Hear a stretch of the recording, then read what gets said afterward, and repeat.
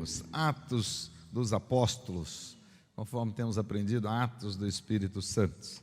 Hoje quero ler com os irmãos a partir do versículo 10 do capítulo 16.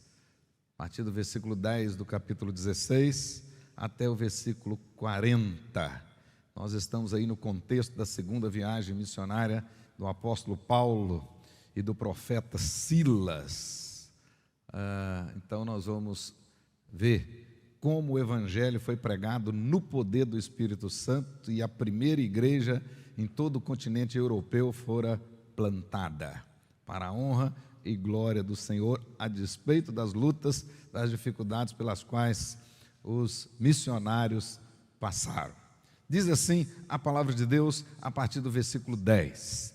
Assim que teve a visão, imediatamente procuramos partir para aquele destino. O destino aí é Macedônia, concluindo que Deus nos havia chamado para lhes anunciar o evangelho.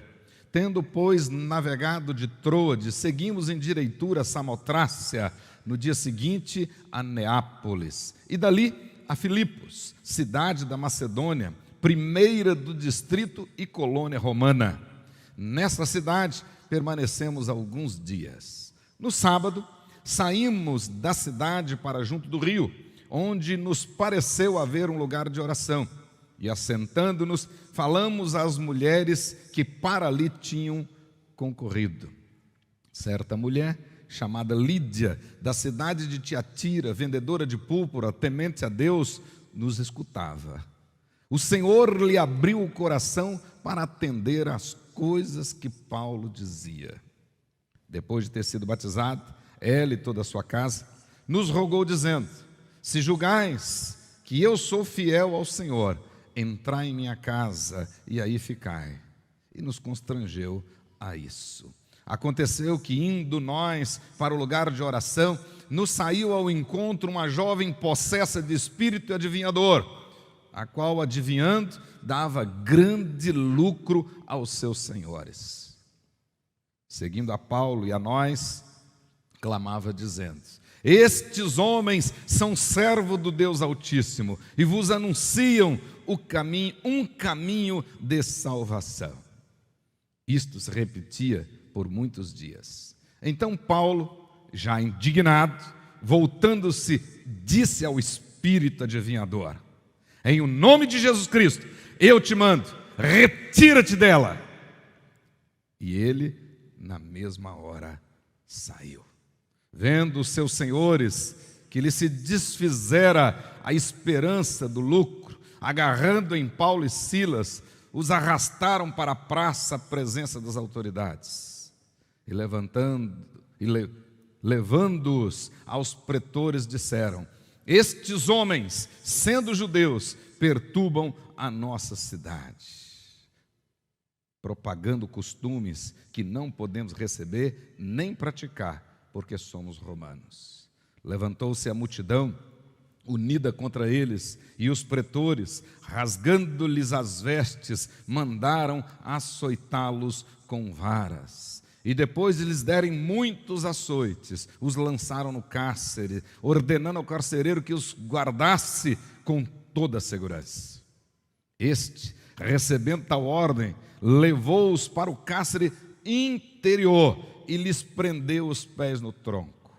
Por volta da meia-noite, Paulo e Silas oravam e cantavam louvores a Deus, e os demais companheiros de prisão escutavam. De repente, sobreveio tamanho terremoto que sacudiu os alicerces da prisão. Abriram-se todas as portas e soltaram-se as cadeias de todos. O carcereiro despertou do sono e, vendo abertas as portas do cárcere, puxando a espada, ia suicidar-se, supondo que os presos tivessem fugido. Mas Paulo bradou em alta voz: não te faças nenhum mal, porque todos aqui estamos. Então o carcereiro, tendo pedido uma luz, entrou precipitadamente, trêmulo, prostrou-se diante de Paulo e Silas. Depois, trazendo-os para fora, disse: senhores, que devo fazer para que seja salvo? Responderam-lhe: crê no Senhor Jesus e serás salvo, tu e tua casa. E lhe pregaram a palavra de Deus e a todos os de sua casa. Naquela mesma hora da noite, cuidando deles, lavou-lhes os vergões dos açoites. A seguir, foi ele batizado e todos os seus. Então, levando-os para a sua própria casa, lhes pôs à mesa, e com todos os seus manifestava grande alegria por terem crido em Deus. Quando amanheceu, os pretores enviaram oficiais de justiça com a seguinte ordem: põe aqueles homens em liberdade. Então o carcereiro anunciou a Paulo estas palavras: os pretores ordenaram que fosseis postos em liberdade. Agora, pois, saí e ide em paz. Paulo, porém, lhes replicou: sem ter havido processo formal contra nós, nos açoitaram publicamente e nos recolheram ao cárcere, sendo nós, Paulo e Silas, cidadãos romanos. Querem agora as ocultas lançar-nos fora? Não será assim. Pelo contrário, venham eles e pessoalmente nos ponham em liberdade. Os oficiais de justiça comunicaram isso aos pretores, e estes ficaram possuídos de temor quando souberam que se tratava de cidadãos romanos. Então foram ter com eles e lhes pediram desculpas. Relaxando-lhes a prisão, rogaram que se retirassem da cidade. Tendo-se retirado do cárcere, dirigiram-se para a casa de Lídia, a vendedora de púrpura, e vendo os irmãos, os confortaram. Então partiram. Oremos ao nosso Deus.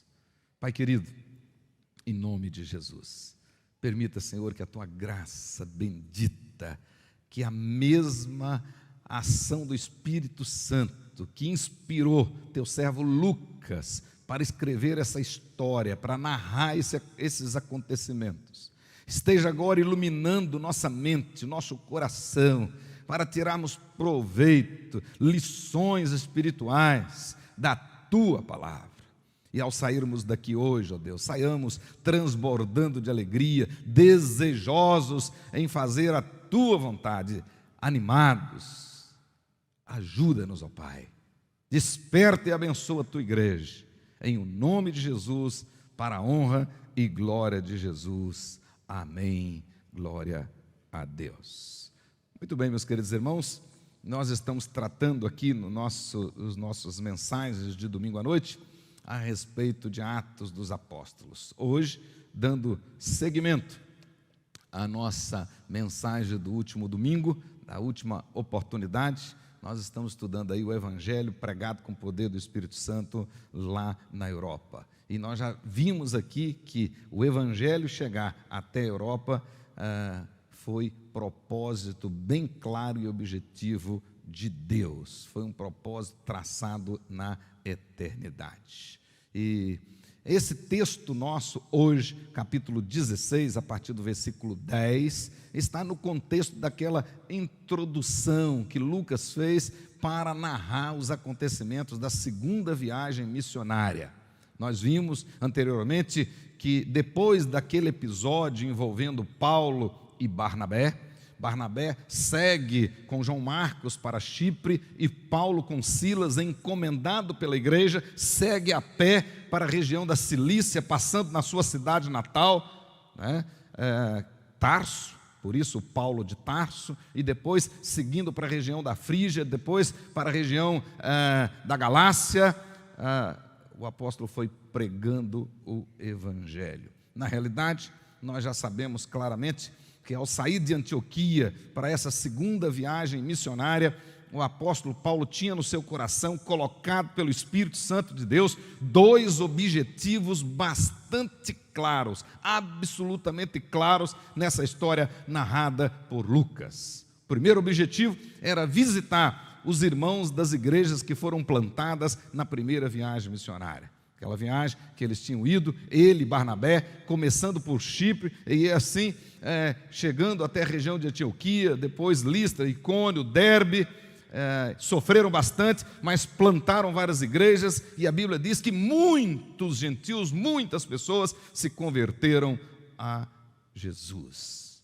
E agora o desejo primeiro do apóstolo Paulo era voltar, visitando essas igrejas e fortalecendo os crentes na fé, animando-os com as decisões dos apóstolos e presbíteros lá no concílio de Jerusalém. Eles estavam agora levando com eles aquelas decisões, principalmente a decisão que frisava que a salvação é obra da graça de Deus e nós a recebemos pela fé. Então eles saíram consolando os irmãos, firmando os irmãos, fortalecendo os irmãos com esta eterna verdade de que a salvação é pela graça e nós a recebemos pela fé, e isto é obra de Deus, é dom gratuito de Deus, sem mérito humano, é obra monérgica, recebida pela fé salvadora, que também é gerada no nosso coração pelo Espírito Santo de Deus. Tudo pertence ao Senhor, glórias sejam dadas. O apóstolo Paulo saiu agora com Silas, que era profeta, e profeta no Novo Testamento é a mesma coisa que pregador, é diferente de profeta do Velho Testamento. Então no Novo Testamento, Silas, profeta, era um exímio pregador da palavra de Deus, e eles começaram a pregar que a salvação pela graça era sem distinção, ou seja, era para judeu, para gentio, para todos que ainda estavam longe, mas que a salvação pela graça não é para todos sem exceção, absolutamente não. Mas em segundo lugar, no coração do apóstolo Paulo estava o desejo de expandir ainda mais o evangelho. Paulo entendia que a ordem de Jesus Cristo ressurreto antes do Pentecostes ainda não estava cumprida. Quando Jesus disse que eles tinham que ser testemunhas dele, logo depois de receber o Espírito Santo, tanto em Jerusalém, na Judéia, na Samaria e até os confins da terra, Paulo entendia que aquela ordem ainda estava sendo cumprida e precisava continuar ser cumprida. Então ele saiu agora de Antioquia pela segunda vez, com o desejo de continuar pregando o evangelho, expandindo o evangelho. O texto diz que o desejo dele era evangelizar toda a Ásia, né? Naquela época, essa toda a Ásia referia-se ao que historicamente chama-se de Ásia Menor. Hoje, geograficamente, é apenas o país da Turquia, apenas a Turquia. Mas, naquela época, chamava-se Ásia Menor. E quando o texto diz que o desejo do apóstolo era evangelizar a Ásia, significa evangelizar essa região da Ásia Menor, onde estão as 7 igrejas do Apocalipse. O apóstolo Paulo queria chegar em Éfeso, pregar o evangelho, queria passar por Pérgamo, queria passar em Tiatira e outras cidades e vilas daquela região. Mas o próprio texto diz que ele foi impedido. Curiosamente, a Bíblia diz que ele foi impedido, primeiramente pelo próprio Espírito Santo. Depois, quando ele percebeu que não dava para descer, para ir para Éfeso, para ir para a Ásia, ele quis subir. Diz o texto que ele queria ir para Bitínia. Bitínia é hoje Istambul, a capital da Turquia. Lá que fica Bitínia. E ele queria subir, então, e ir para Bitínia. E aí a Bíblia diz que o Espírito de Cristo não deixou. E depois, quando eles estavam em Troade, de noite, Paulo recebe a visão do chamado varão macedônico, passa a Macedônia e ajuda-nos. E Lucas está dizendo que imediatamente, após terem recebido aquela visão, eles saíram, atravessaram o mar, chegaram em Neápolis e a pé até Filipos. O texto diz que eles concluíram que o próprio Deus os estava conduzindo para evangelizar na Europa. O que nós temos aí? Espírito Santo, Jesus e o Pai. Isso fica claro para nós que missões, evangelização é obra da Trindade. É obra da Trindade. Não é obra de homens, é obra da Trindade. Fica claro para nós que tudo que for missões, evangelização, a Trindade está envolvida. Missões nasceu no coração de Deus e depende totalmente do próprio Deus, o texto diz.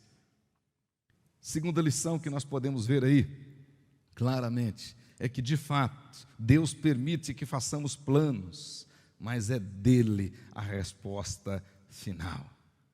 Paulo tinha planejado, e imagino que durante a própria viagem, a pé, muitos dias, meses, ele comentando com Silas, em alguns lugares ele já conhecia, e de repente ele falando com Silas, ó, quando chegarmos em Antioquia da Pisídia, nós vamos descer e chegar em Éfeso, é uma cidade estratégica, mas indo para Éfeso podemos passar por Pérgamo, que também era uma cidade estratégica daquela época.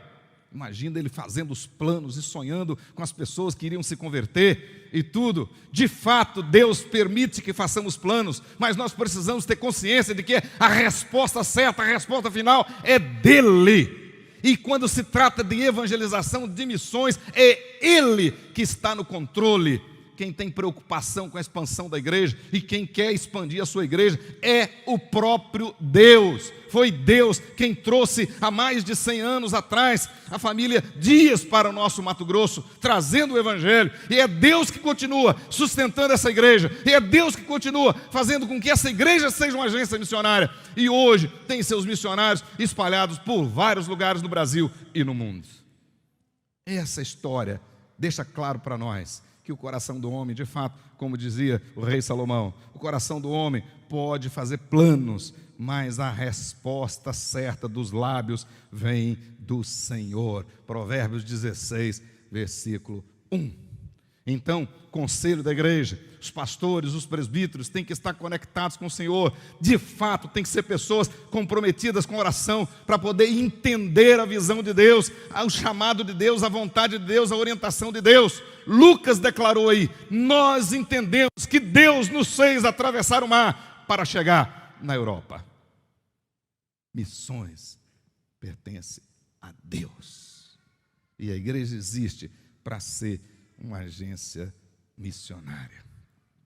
Mas outra lição que nós podemos tirar dessa introdução ainda é que, de fato, o plano de Deus sempre é maior e melhor do que o nosso plano. Sempre é maior e melhor do que o nosso plano. O plano de Paulo era ir para a chamada Ásia, descer e chegar até Éfeso, lá onde está Éfeso, passar por Colossos, Tiatira, né? E tinha Pérgamo e outras cidades muito importantes, já naquela época. Mas na realidade, Deus tinha a Europa, um plano muito maior, e um detalhe, melhor, porque ali seria estratégico mais tarde, para Paulo inclusive chegar em Roma, na capital do império. Deus sempre tem para nós algo maior e melhor. Por isso é que vale a pena confiar na direção do Senhor. E isso para nós presbiterianos, irmãos, é muito caro, porque nós defendemos como doutrina basilar, como doutrina central, a coluna vertebral do nosso sistema doutrinário teológico, a soberania de Deus, que Deus está no controle, que Deus governa tudo, que Deus sabe de tudo, que Deus direciona tudo. Então, se nós entendemos assim, aceitamos assim, é melhor confiar na direção de Deus. Ele está no timão e o seu barco chegará em segurança no lugar onde Ele planejou. E o texto diz que eles navegaram em direitura a Samotrácia e depois a Neápolis, desembarcaram e foram chegar em Filipos. Deus estava no controle. Deus continua no controle. Deus sempre estará no controle. Ponha isso no seu coração, por mais que você não entenda, porque eu imagino que Paulo e Silas, de fato, não estavam entendendo. E Paulo, racional como ele, com certeza, devia estar ali numa crise. Puxa, mas é mais lógico, eu já estou aqui, eu preciso evangelizar aqui, que eu vou atravessar o mar. mas Deus estava no controle, e esse foi o testemunho. Certamente depois da visão, eu imagino que agora a equipe já estava maior, já tinha agregado à equipe o jovem e muito inteligente Timóteo, também já tinha se juntado à equipe o médico Lucas, e eu imagino que logo depois daquela visão, eles fizeram uma reunião de oração lá naquela hospedaria. Paulo contou para eles a visão, e eles oraram ao Senhor, porque Lucas está dizendo, nós entendemos que era Deus que estava nos conduzindo para a Macedônia. Olha que coisa maravilhosa. Deus continua no controle. Você pode não estar entendendo, mas precisa crer que Deus está no controle. E se você crê, você precisa confiar. E aí vem a experiência do salmista. Entrega o teu caminho ao Senhor, confia nele, e o mais Ele fará. Ele operará. Entrega. Deus está no controle. Deus está no controle. Mas o texto e essa introdução nos ensina que na obra de Deus, e todos aqueles que nasceram de novo, todos aqueles que foram regenerados em Cristo Jesus e receberam dele a justiça divina, todos esses se encontram na obra de Deus. Nós somos chamados para ser testemunhas de Jesus. O Evangelho é Jesus. Nós somos chamados e somos testemunhas desse Evangelho. Mas aqui tem uma última lição introdutória. Na obra de Deus, nós somos apenas instrumentos escolhidos. Nada mais do que isso. Qualquer coisa que você achar ou pensar além disso é vaidade. Nós somos apenas instrumentos escolhidos. E é isso que vai ficar claro ao longo de toda essa viagem, que aliás foi muito bem sucedida. Nós somos instrumentos. Por isso nós temos que fazer todos os dias a oração de Isaías: eis-me aqui, Senhor, envia-me a mim. Somos apenas instrumentos. Pois bem, o texto vai deixar claro para nós aqui também que agora com a equipe completa, reforçada, né? Aí lá Timóteo, um jovem, como eu disse, muito inteligente, profundo conhecedor do Velho Testamento, né? Dr. Lucas se mostrou um grande historiador, um homem culto, muito inteligente também, né? Silas, o grande pregador, que já tinha vindo lá de Jerusalém, já estava com Paulo desde o início dessa segunda viagem, e o próprio apóstolo Paulo. E eles então chegam a pé. Eles desembarcaram no porto de Neápolis e chegaram a pé até a cidade de Filipos. A cidade de Filipos, olha aí no texto de vocês, conforme a Bíblia diz, essa cidade era uma cidade já importante naquela época. Ficava na Macedônia. Macedônia, portanto, está na Europa, ali bem perto do chamado leste europeu, até hoje, está lá no mesmo lugar. A Macedônia, na época do Império Romano, era dividida, toda a Macedônia era dividida em 4 distritos. E Filipos era a cidade mais importante de um desses distritos. E o texto diz que também era colônia romana, ou seja, ela tinha privilégios diferentes. Mais tarde, quando Paulo escreve a carta aos Filipenses, nós vamos entender isso, porque os moradores de Filipos, eles se sentiam orgulhosos por serem cidadãos romanos. Então eles tinham muito orgulho da cidadania romana deles. Por isso que o texto diz que eles eram colônia romana, ou seja, embora estivesse na Macedônia, foram incorporados agora ao grande império e se tornaram colônia romana. Era a cidade mais importante daquele distrito e os seus moradores então tinham orgulho de serem cidadãos romanos. É por isso que lá na carta aos Filipenses, Paulo diz assim, que eles deveriam exercer a cidadania deles, a cidadania da qual eles tinham tanto orgulho, de modo digno da cidadania celestial, de modo digno do Evangelho.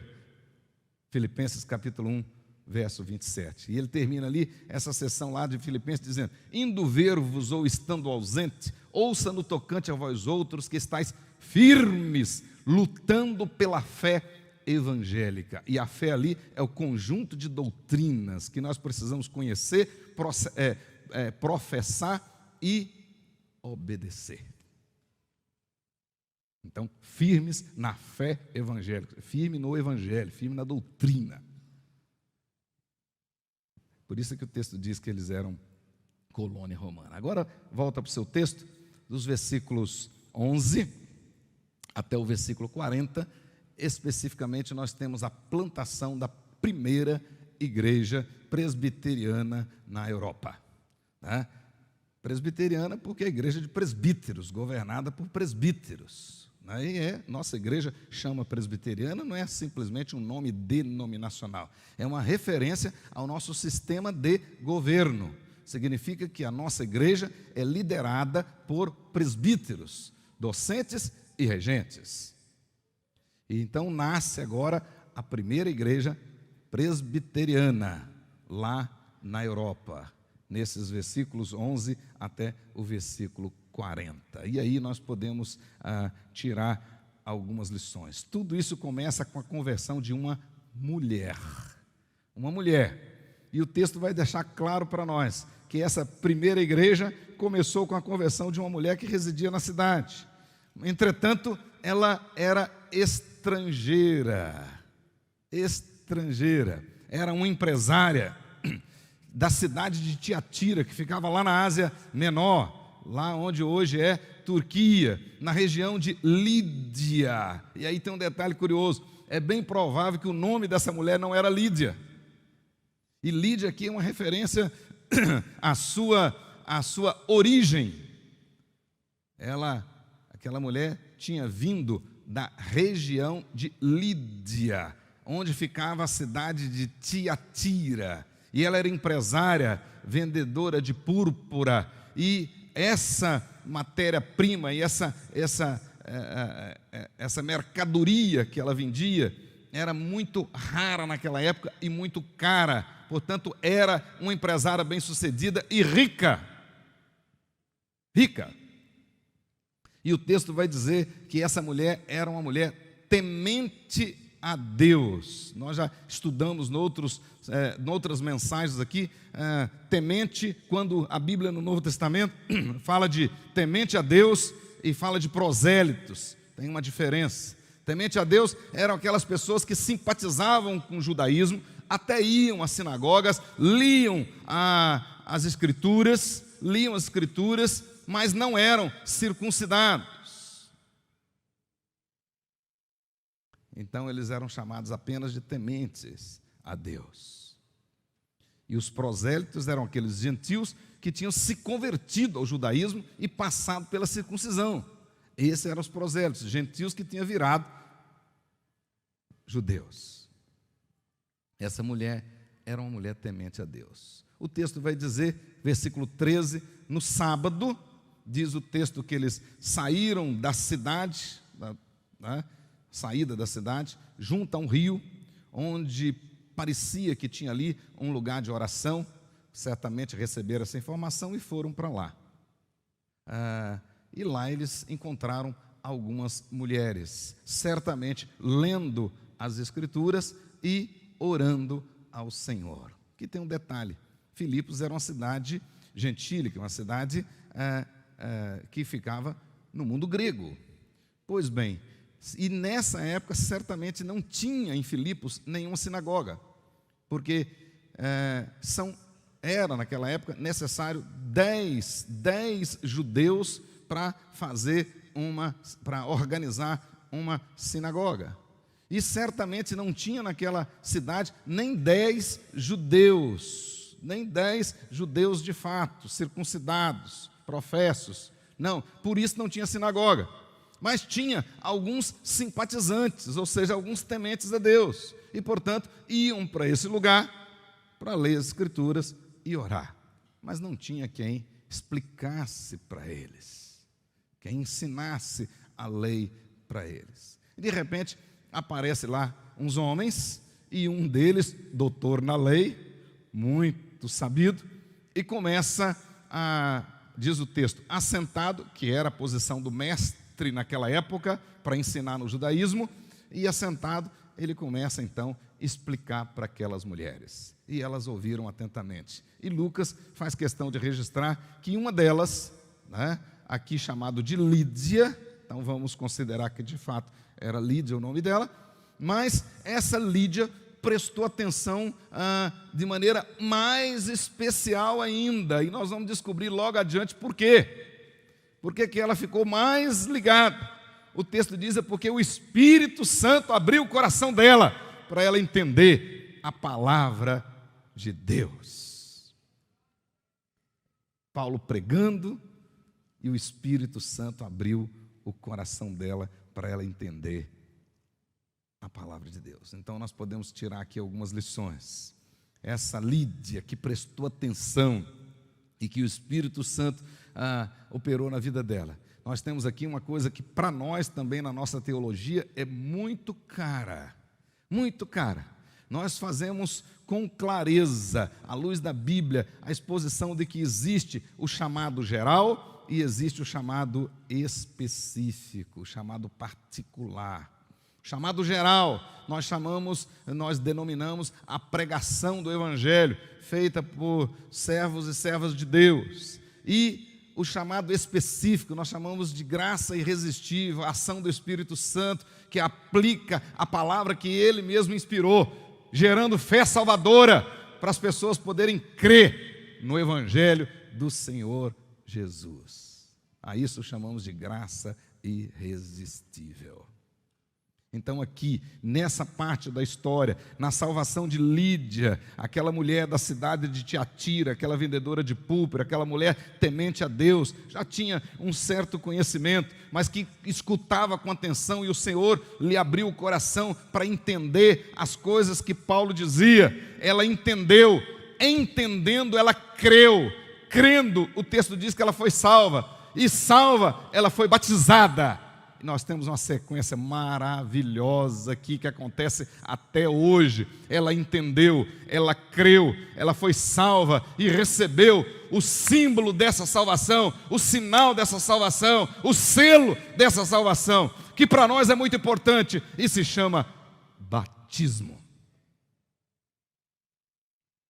Ela entendeu, ela creu, ela foi salva, ela recebeu o batismo, o selo dessa graça. A história da conversão de Lídia reforça o nosso entendimento das seguintes verdades. Pode anotar aí, a primeira delas. A salvação é obra de Deus. E é exatamente isso que Paulo tinha ido lá para a Ásia Menor para dizer para as pessoas. E aqui, agora, na própria experiência de Lídia, nós vamos ver que de fato a salvação é obra de Deus. Outras mulheres estavam lá na beira do rio, nas margens daquele rio, ouvindo a mesma pregação, a mesma palavra do mesmo profeta, do mesmo apóstolo. Mas Deus, na sua eternidade, aprove abrir o coração de Lídia. De Lídia. Por isso é que muitas pessoas vêm aqui e saem da mesma maneira, os ouvidos tapados. Entretanto, outros vêm aqui e o Espírito Santo lhe abre o coração, lhe abre os ouvidos, e a palavra irresistivelmente alcança a alma dessa pessoa. Então nós podemos ver aqui nessa história que a salvação é obra de Deus, é fruto da graça de Deus, e nós recebemos pela fé, que é gerada no nosso coração pela ação do Espírito Santo de Deus. Em resumo, tudo, absolutamente é obra de Deus. Então, na salvação não tem obra de homens, nem de pregador, nem de ninguém. Na salvação, tudo é obra de Deus. De Deus. A isto nós chamamos de obra monérgica, monergismo. Deus age exclusivamente na salvação. E dentre os muitos motivos, na minha visão, o mais importante deles é que Deus não divide a glória dele com nada e nem com ninguém.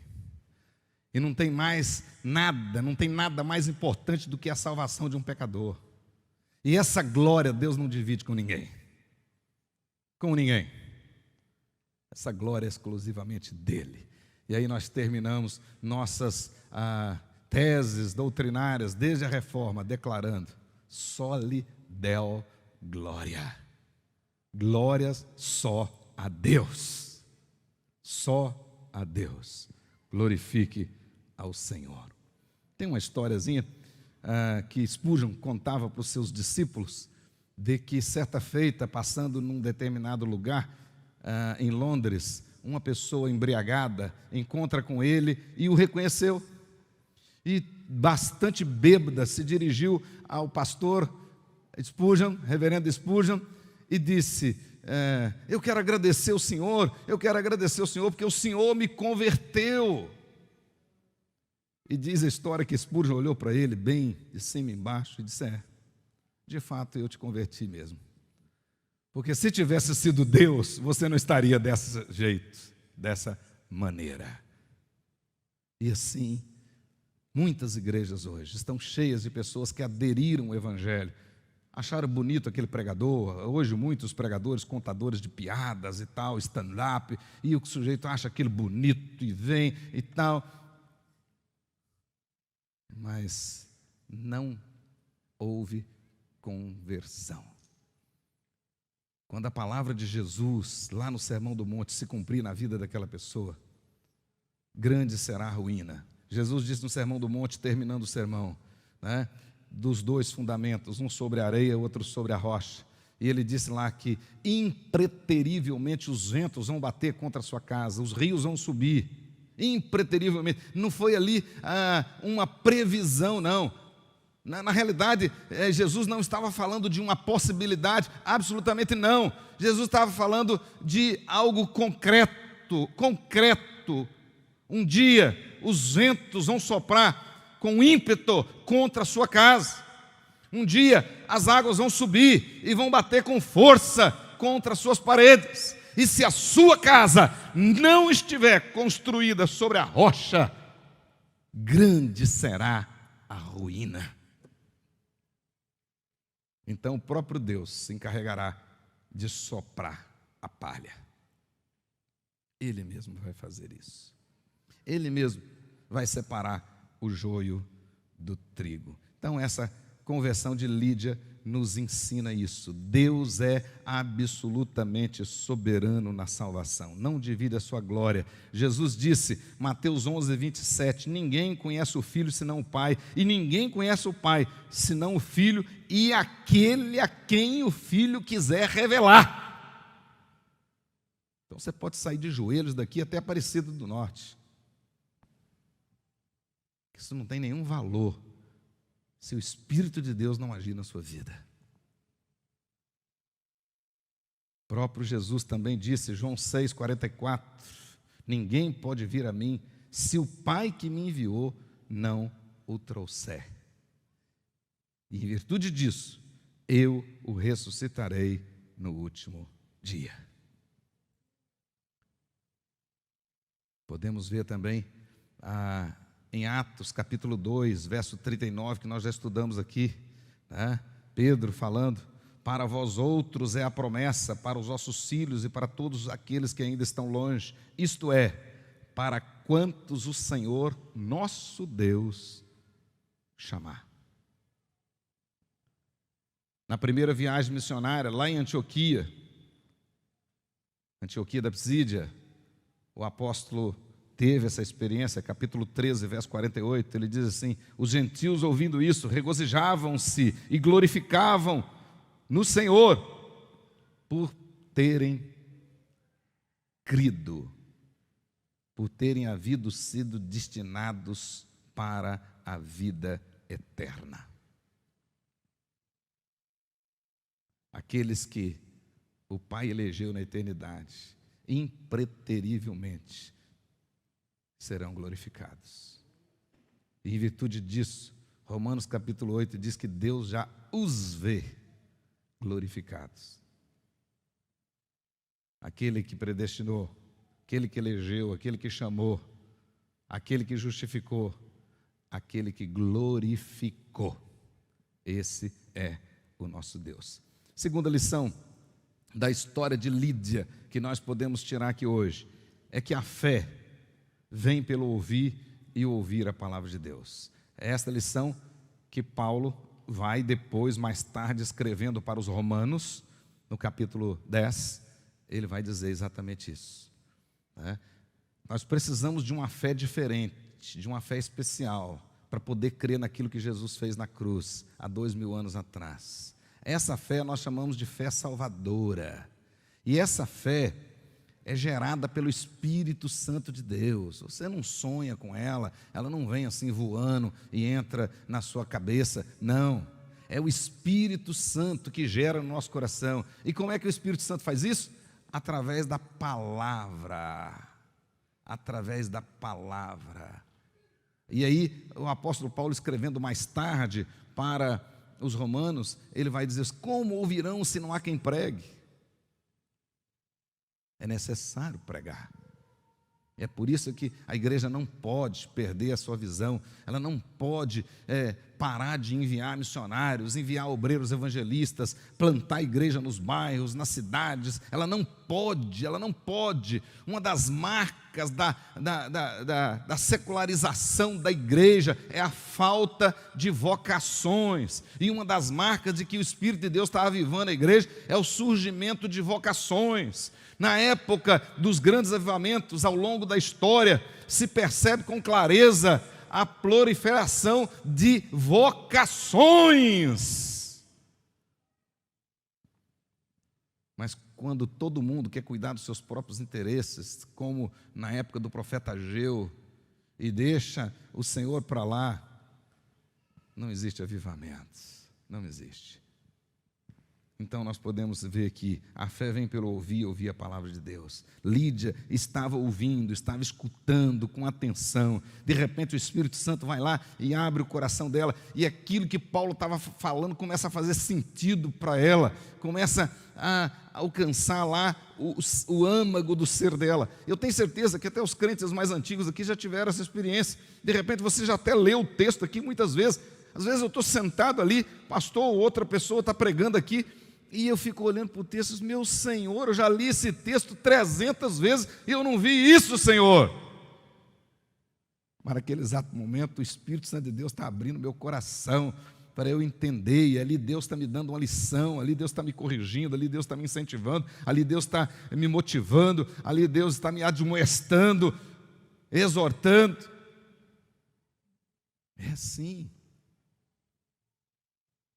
A fé vem pelo ouvir e ouvir a palavra de Deus. A terceira lição: a salvação não depende de estratégias humanas, intelectuais, não depende de evangelistas inteligentes, fluentes na palavra, habilidosos na pregação, ricos na exegese, na apresentação magistral. Na essência não depende disso, mas não depende mesmo.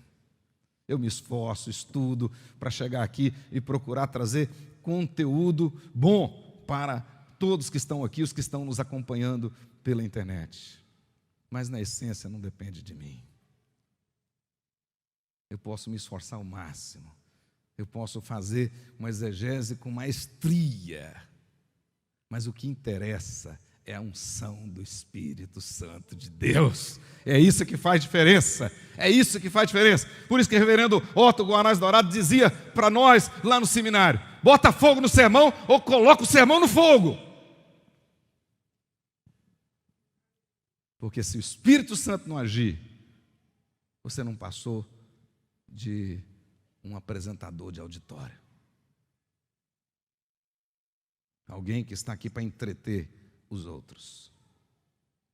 Essa história mostra isso para nós. Paulo sentou lá e começou a explicar. E o Espírito Santo foi lá e fez a obra poderosa na vida daquela mulher. Então, meus queridos irmãos, na verdade, evangelização não é obra humana. Tudo é obra de Deus. E por último, o texto diz, na história de Lídia, né, ou dessa mulher, que podemos não saber o nome dela, né, nós, os crentes, somos instrumentos de Deus, conforme eu disse. E na essência, o elemento mais importante para qualquer apresentação do Evangelho é que ele seja apresentado com clareza, com conteúdo correto, sã doutrina e, acima de tudo, no poder do Espírito Santo de Deus. Por isso que essa série de mensagens eu coloquei como título, né, o Evangelho pregado no poder do Espírito Santo de Deus. Mas todos os pregadores precisam se esmerar para pregar um conteúdo profundo, um conteúdo inteligível, claro, que realmente tem coerência com as Sagradas Escrituras. A igreja verdadeira, a melhor igreja, e se você vê que hoje está olhando tudo isso aqui para tomar uma decisão, para escolher uma igreja para você e para a sua família, maneira, aliás, a única correta de escolher uma boa igreja, é se naquela igreja se prega o Evangelho verdadeiramente, com clareza. Se você senta aí e está entendendo o que está sendo falado, independente de toda essa estrutura, isso aqui não teria nenhum sentido se desse púlpito saísse heresia, se desse púlpito saísse aquilo que realmente não edifica, se houvesse incoerência, não teria sentido. Não teria. Então nós podemos aprender aqui que nós, os crentes, nós somos instrumentos e, na essência, só seremos bem-sucedidos se apresentarmos o Evangelho com clareza, com simplicidade, mas ungido pelo Espírito Santo de Deus. Por isso é que eu já disse aqui em outras oportunidades, e sempre me lembro daquele irmão querido, amado, um filho na fé, embora bem mais velho do que eu, que hoje já está na glória com o Senhor.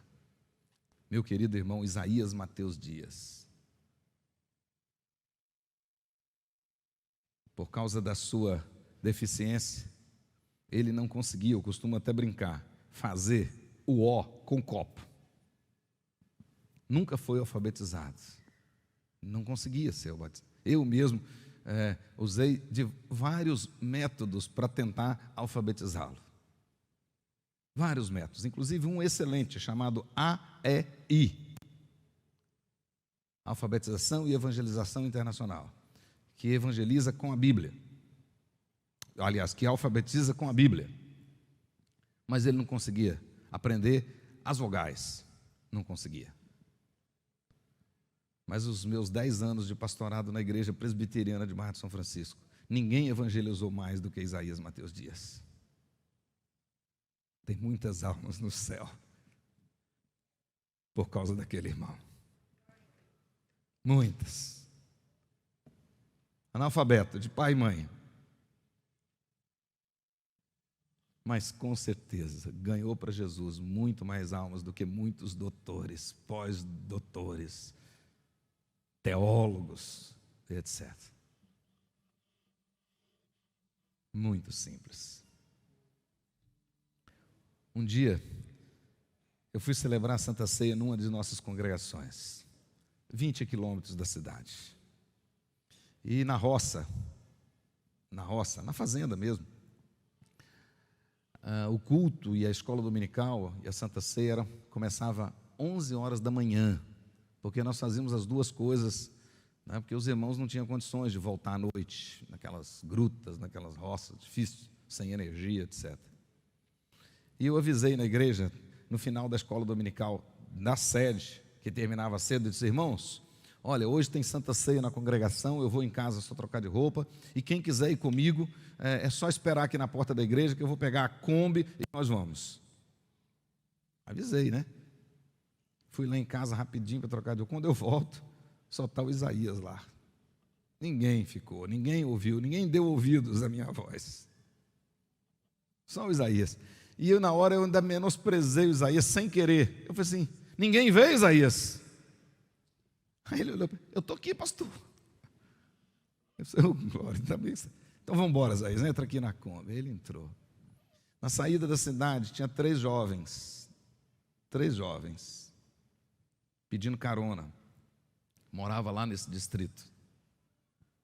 Isso é comum lá no interior. E eu parei a Kombi para dar carona para os rapazes. E na hora que eu parei a Kombi, Isaías desceu logo e já abriu a porta da Kombi, né, a porta do meio, para os jovens entrarem. Aí ele abriu a porta, os jovens entraram e fechou, que ele só gostava de andar na frente. Aí ele sentou e eu dirigi assim, nem 1 quilômetro, Isaías olhou para trás e perguntou, vocês é crente? Os rapazes simples, os rapazes da roça. Aí um deles, não, nós não é. E eu dirigindo a Kombi, e na minha cabeça, eu quero saber o que Isaías vai dizer para esses rapazes. Aí andei mais 1 quilômetro, 2, Isaías olha para trás e diz, vocês fumam? Aí um deles, nós fuma. Aí ele olhou, o cigarro é a chupeta de Satanás. Aí falou, né? Eu continuei dirigindo e fiquei quietinho, né? Daí a pouco ele olha para trás de novo e diz, vocês bebem? Aí o outro falou, nós bebemos uma cervejinha. Aí ele, a cerveja é o xixi de Satanás. E eu dirigindo e calado ali, pensei, meu Deus. Aí ele olhou e falou assim, só tem um jeito de ir para o céu, é aceitar Jesus. E se vocês aceitarem Jesus, vai parar de fumar e parar de beber. Porque senão não vai para o céu. E eu fiquei calado, não falei nada. Aí fui dirigindo, chegou no distrito. Na entrada do distrito, os jovens já estavam cansados. Pode parar aqui mesmo, pastor, a gente desce aqui. Eu parei, o Isaías desceu, abriu a porta para eles descerem do carro. Aí na hora que eles desceram, isso é costume lá no interior. Eles sabem que a gente não vai cobrar, mas por educação pergunta, quanto que é? Quanto que é a carona, né? Quanto que é? Não, a gente não cobra, mas ele pergunta. Aí um dos jovens perguntou. Ele disse, pastor, obrigado, quanto que é? Aí o Isaías assim, estava lá embaixo, falou assim, se vocês for à igreja hoje, não é nada não. Se vocês for à igreja hoje, não é nada não. Resultados, eu não sei o que aconteceu com esses jovens depois. Mas uma coisa eu tenho certeza, diante de Deus, nenhum dos 3 tem justificativa. Estão indesculpáveis diante de Jesus. Porque o Evangelho é assim, o Evangelho é uma espada de 2 gumes. Ele tanto corta, oferecendo a salvação, quanto corta, deixando clara a condenação. O que é para alguns prova evidente de salvação, é para outros prova evidente de perdição. Paulo escrevendo aos Filipenses, na primeira carta, no primeiro capítulo da carta. Essa experiência de Lídia tem muito a nos ensinar. E o texto termina no versículo 15, dizendo que ela e toda a sua casa foi batizada. Nós temos aqui, aparentemente, uma referência aos servos e trabalhadores de Lídia, e mais adiante nós temos a referência da salvação de toda a sua casa mesmo, e provavelmente temos aqui, inclusive, o batizado de crianças, seguindo o próprio costume do Velho Testamento, de que as crianças também estavam incluídas na aliança. E como o batismo é a sequência da circuncisão na nova aliança, com certeza, assim como na casa de Cornélio, depois na casa do carcereiro de Filipos, mas aqui também na casa de Lídia tinha as crianças. E como nós fizemos com Samuelzinho hoje, com certeza naquele dia Paulo fez com as crianças lá na casa de Lídia. Que Deus nos abençoe e aplique no nosso coração estas lições. Mas eu quero que você volte para sua casa, reavivando na sua mente a verdade de que a salvação é pela graça. Nós a recebemos por meio da fé, que o Espírito Santo gera no nosso coração. Mas em tudo na nossa vida, Deus está no controle. E nós somos apenas instrumentos para a glória dele. Feche os seus olhos e faça a sua oração.